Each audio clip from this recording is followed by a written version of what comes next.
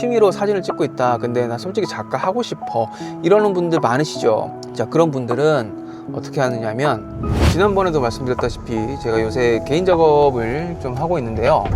뭐 개인 작업이라고 하는 게 뭐 특별한 건 아니고, 내가 주제를 잡아가지고 사진 작업을 하는 거죠. 그 일반적으로 그냥 찍는 거와 개인 작업이 차이가 뭐냐? 일관된 주제가 하나 있어야 돼요. 보통 우리가 취미로 찍게 되면 그냥 내 눈에 보이는 예쁜 것들 찍잖아요. 근데 개인 작업을 한다라고 하면 사람들이 이 전체적인 사진을 보면은, 아, 이 사람이 어떤 생각을 하고 있다라는 거를 대충 짐작할 수 있어야 되고, 우리가 작가 노트라는 걸 쓰잖아요. 그러면 읽어요. 그리고 나서 작품을 보면, 아, 그렇구나 라는 것들이 전체적으로 맥이 이어져야 되는 거예요. 그래야지 보통 우리가 작업을 한다라고 이제 얘기를 하는 거죠. 뭐 온라인상에 보면 사진 잘 찍는 사람 되게 많아요. 뭐 기술적으로 이제 요즘 카메라도 발달되고 어떻게 찍어야 되는지 기술적인 부분들은 이제 온라인에 많이 퍼져 있잖아요, 지식들이. 근데 주제가 없잖아요. 그러면 사진들이 다 튀어요. 잘 찍은 사진들이 다 튀어. 결합이 안 되는 거예요. 한 사람이 찍었는데도.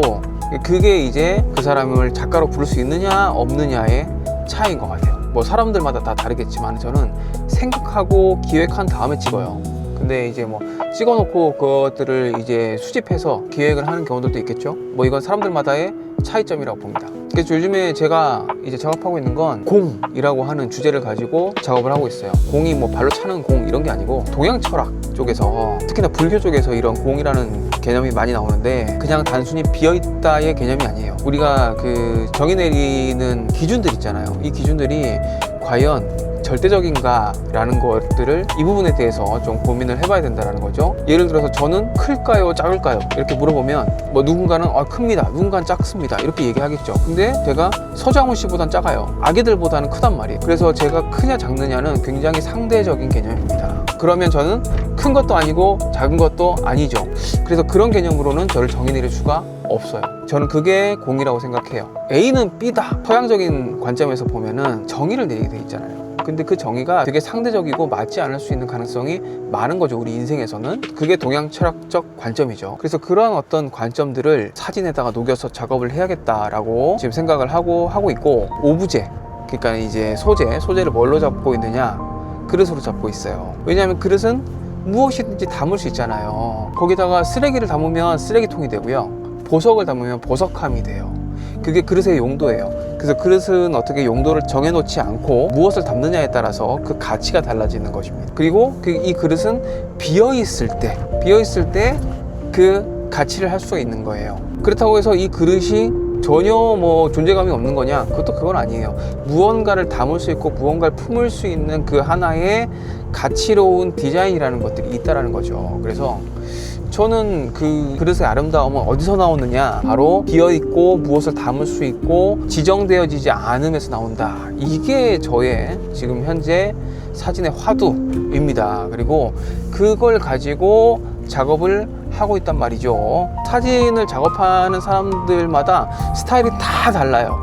저 같은 경우에는 이렇게 먼저 철학에 대한 규정을 먼저 짓고, 그 규정에 맞춰서 그 규정을 표현할 수 있는 사진들을 찍는 편이에요. 그리고 그러한 사진들을 통해서 다른 사람들에게 이러한 관념을 전달할 수 있게 하는 것, 이게 저는 제 사진의 목적이라고 생각을 합니다.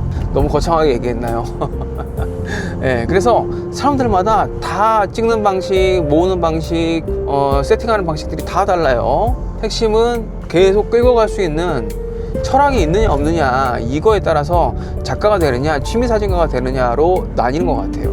그래서 내가 취미로 사진을 찍고 있다, 근데 나 솔직히 작가 하고 싶어, 이러는 분들 많으시죠. 자, 그런 분들은 어떻게 하느냐면 주제를 잡아야 돼요. 주제를 먼저. 근데 제가 지난 시간에도 이야기했듯이 소재를 잡으면 안 돼. 근데 소재를 잡아도 되긴 되지. 근데 그 소재를 잡는 이유가 있어야지. 예를 들면 나는 신호등만 찍겠다, 줄창. 그러면은 전국을 돌아다니면서 신호등을 다 찍어. 그것까지는 괜찮아요. 근데 이 신호등을 왜 찍는지가 있어야 돼.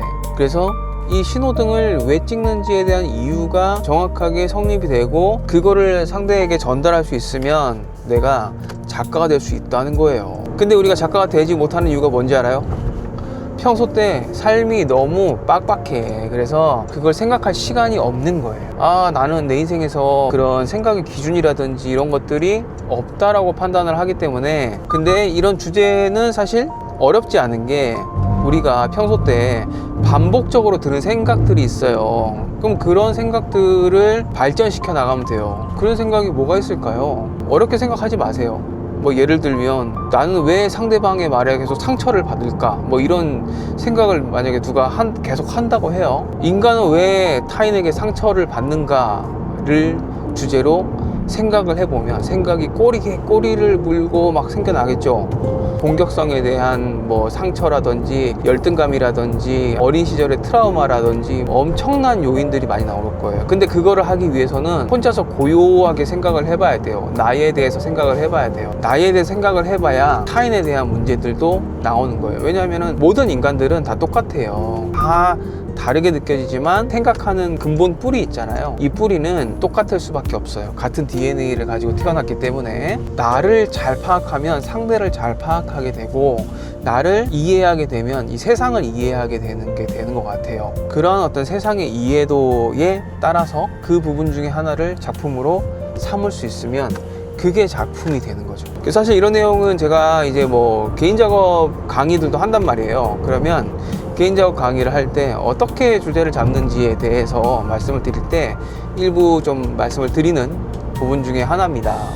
근데 이게 모르면 어려워요. 근데 알면 쉬워요. 그래서 여러분들도 아마 이렇게 지금 취미로 사진을 하시던 아니면 직업으로 사진을 하고 계시던, 우리가 나이가 들면 들수록 내 생각을 정리하는 과정은 꼭 필요해요. 근데 그러한 정리의 과정 속에서 어떠한 도구를 쓸 것이냐, 펜을 쓸 것이냐 아니면 마이크를 쓸 것이냐, 뭐 이런 것들로 나눠지는데, 나는 카메라를 쓰겠다, 지금 이렇게 나눠지는 거거든요. 그러면 이 카메라를 어떻게 쓸 것인가, 이게 굉장히 중요한 문제예요.